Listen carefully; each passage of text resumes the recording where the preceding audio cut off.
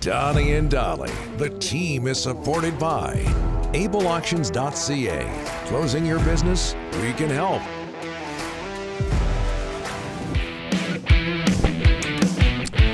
I don't think we mentioned this the first time around. All of our guests today brought to you by our title sponsor, Able Auctions, ableauctions.ca. And I'm telling you, Jeremy Dodd with Able Auctions dropped off a gift package for Rick that you would not believe. Amazing. At least 15 things in the basket. At least 50. I counted. But you're the only one who got it. No, everybody got one. I don't know if you got crowned. I got crowned, so I'm very happy. Thank you, Jeremy. Can't thank Jeremy enough. We can't thank John Shannon enough. He joins us now, NHL analyst, co-host of the Bob McCowan podcast. John, thanks for doing this, sir. How are you? Hi, boys. Happy holidays. Yeah, right back holidays. at you. Okay, I'll say Merry Christmas at the end so we're not have to worry about Happy Holidays and all that stuff. Even being politically correct. Yes. Yeah, right. Yeah. We could do a 2-hour show on that one. NHL, I know you tweeted out about this. NHL, NHLPA, IOC, IIHF meeting in New York. Are we going to see NHL hockey or NHL players at the very least taking part in the 2026 Olympics? Yes. How's that? Yes, we are. Yeah. It's going to happen. It's part of a commitment that the commissioner made with the Players Association to extend the CBA during COVID. And it is, I think that there's been enough pressure put on the IIHF and the IOC to get it done. The question becomes, is whether we're going to see a team, and I think we're not, but whether we're going to see a team wearing a separate set of uniforms, like we saw in Beijing for a team that's athletes from Russia. So, but I don't think we're going to see that. And John, where would that tournament take place? Because there's some question as to the location.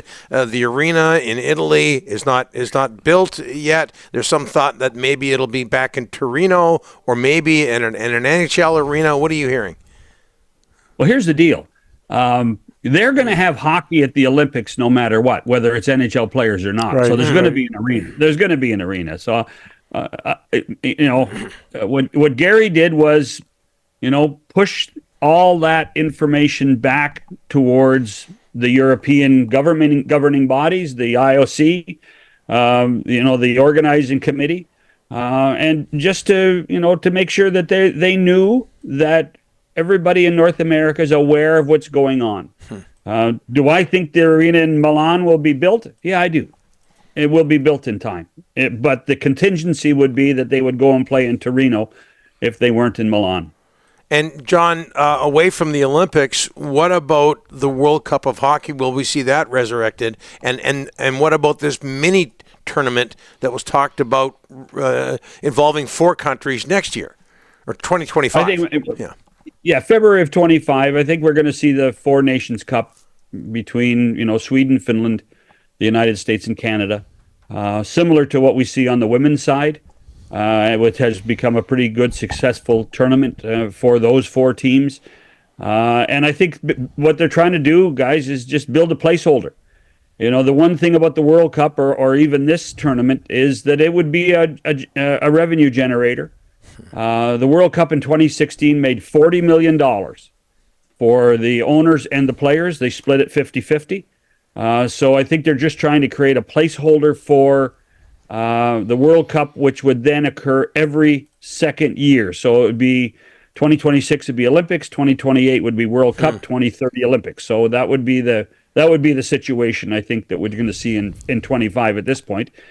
They wanted to do this before, but between political conflicts and COVID, they were unable to accomplish that. So this is to me just a simple placeholder for international competition. This is the NHL's version of an in-season tournament like the NBA. John, it is December 20th, and the Vancouver Canucks are second in the overall NHL standings. Isn't that something, huh? Isn't that something? And Jim Rutherford, I don't know if you saw the tour last week. He made a pit stop here in our. He's a happy guy and talking extension with the owner. So a lot of good field stories out here in Vancouver, John. If not the best one in the National Hockey League, Rick. if not the best one in the National Hockey League. And it does teach you that even wily guys like Rutherford have plans, and patience for the fan base, patience for the media, which there isn't very much of in most NHL cities, pays off. And they've done some great things. The growth of Quinn Hughes, the hiring of Rick Tocchet, Thatcher Demko's return after a really tough year of injury last season. There are so many positive and guys that weren't supposed to be on this team by December. Yeah. Tyler Myers wasn't supposed to be on this team by now, playing pretty well. 20 minutes a night. Connor Garland wasn't supposed to be on this team by now. I was told that it was going to be done by U.S. Thanksgiving, and contributing and happy to be in Vancouver. There are so many positives coming out of this that you can't help but smile. I think that there are 3 great Canadian hockey stories: Vancouver, Winnipeg, and Montreal. And I think all 3 of those fan bases should just be jubilant at what's gone on with the NHL season so far. John, it's great here in Vancouver. It's not great in Ottawa, where they made a coaching change. And last night, the new coach starts out with a 3-0 lead. They blow it in Arizona and lose. Boy, it's hard to figure out why this team can't turn the corner, John. It's an interesting story, Rick. The one thing I would say is, and this is where a guy like JT Miller really plays a role for the Canucks. Who's JT Miller in Ottawa? Yeah. Who's the guy in the room that calls out his teammates before the coach calls them out? Who's the guy that is that driving, I'm going to say the word mature, force in the room? And Ottawa's lacking that. Do they have some bright young talent? Absolutely. When you look at Stutzla and when you look at Kachuk and Batherson and Shabbat and Sanderson, but they're just kids. And they need that guiding force, someone to say, drag them through the tough days. Claude Giroux was supposed to do that. He hasn't done that.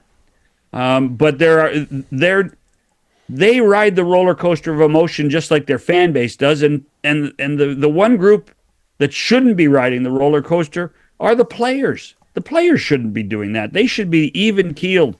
And I think that DJ probably got caught up on that a little bit. And I think that Jacques Martin is now being put in a position with Danny Alfredson to try to create an even keel for this club. Tough start last night, but in the end, I think that's what's probably going to be the answer. Hey, John, we keep hearing the name John Gruden. Hockey's John Gruden, not football's John Gruden, although he is a coach. Wait, I don't want to see those emails, man. Yeah. We keep hearing the name John Gruden as a coaching target for Ottawa, depending on what happens with Jacques Martin. He's the Toronto Marlies coach, former NHLer. What do you know about him? Not very much. I do know about his. He's got a reputation of being structured and organizational.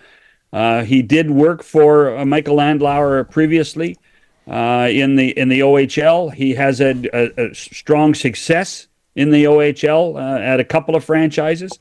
I still, that name is out there. I think there are other names that are going to come to the fore. I think Jay McKee, who works for Andlauer now with his junior club in Brantford for the Bulldogs, should be on the list as well. The question for me is, what's the timeline?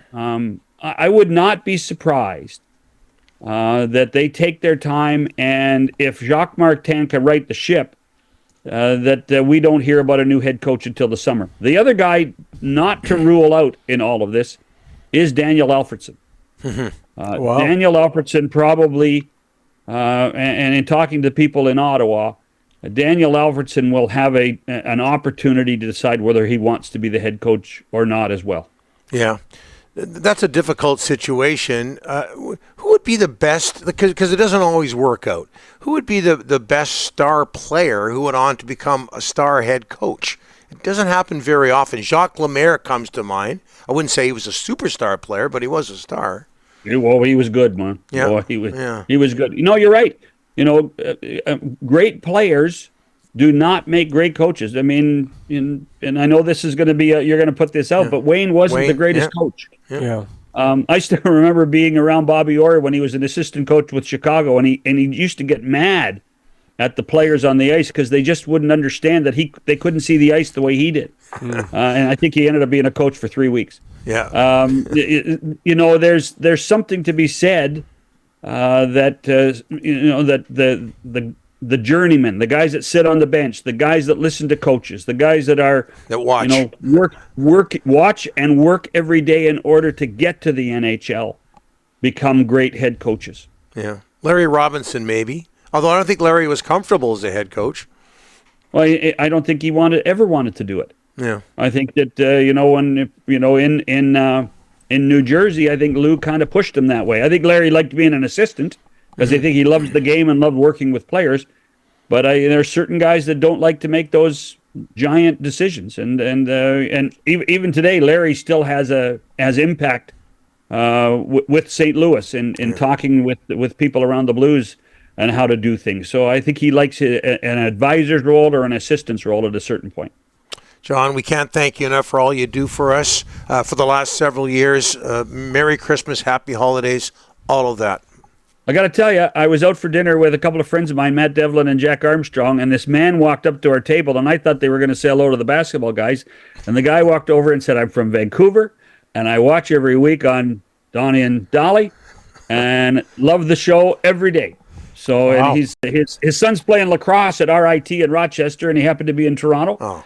But he's a D&D guy and loves every moment of it. And you guys do a fantastic job. And trust me, the pleasure is mine. I am so thrilled to be a little part of your success because you've done a massive job. And I just want to wish you a Merry Christmas. Well, we're glad that we're glad that you're a D&D guy too, John. Thanks so much, my friend.